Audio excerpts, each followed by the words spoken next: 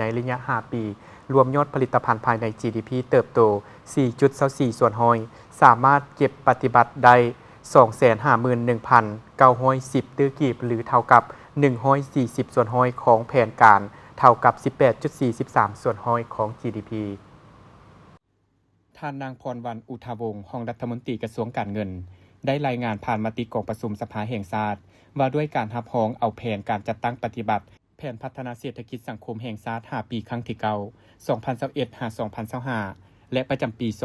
2025 การดัดแก้งบประมาณแห่งรัฐประจำปี 2025 และทิศทางแผนการพัฒนาเศรษฐกิจสังคมแห่งชาติประจำปี 2026 ให้รู้ว่าการเติบโตของเศรษฐกิจในระยะ 5 ปีผ่านมา 2021-2025 รวมยอดผลิตภัณฑ์ภายใน GDP เติบโต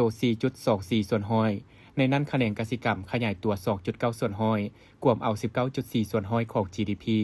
คะแนนอุตสาหกรรมขยายตัว 4.7 ส่วนห้อยกวมเอา 32.5 ส่วนห้อยของ GDP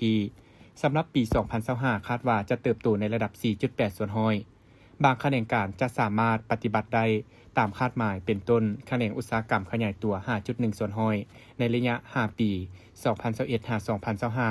รายรับปฏิบัติได้ 251,910 ตื้อกีบ เท่ากับ 140 ส่วนห้อยของแผนการ หรือเท่ากับ 18.43 ส่วนห้อยของ GDP รายจ่ายปฏิบัติได้ 243,725 ตื้อกีบ เท่ากับ 128 ส่วนห้อยของแผนการ เท่ากับ 17.83 ส่วนห้อยของ GDP สำหรับปี 2025 คาดคะเนรายรับหมดปีจะปฏิบัติได้ประมาณ 79,307 ตื้อกีบ เท่ากับ 114 ส่วนห้อย เกินแผนประมาณ 9,507 ตื้อกีบ คาดคะเนรายจ่ายหมดปีจะปฏิบัติได้ตามแผนที่สภาแห่งชาติรับรอง ซึ่งการปฏิบัติแผนดุลเดียงงบประมาณ 5 ปี ปฏิบัติได้เกินดุล 1.4 ส่วนห้อยของ GDP ในระยะ 5 ปีสามารถระดมทุนได้ทั้งหมด 387,372 ตื้อกีบ เท่ากับ 28.69 ส่วนห้อยของ GDP ในนี้การลงทุนจากงบประมาณภายในปฏิบัติได้ 22,080 ตื้อกีบ การช่วยเหลือโครงการเพื่อการพัฒนาปฏิบัติได้ 54,493 ตื้อกีบ การลงทุนจากเอกชนภายในและต่างประเทศปฏิบัติได้ 266,494 ตื้อกีบ การลงทุนจากแหล่งอื่นๆการลงทุนจากชุมชนปฏิบัติได้ 44,305 ตื้อกีบของทุนทั้งหมดสำหรับปี 2025 เฉพาะ 10 เดือนสามารถระดมทุน 51,807.53 ตื้อกีบ เท่ากับ 72 ส่วนห้อยของ GDP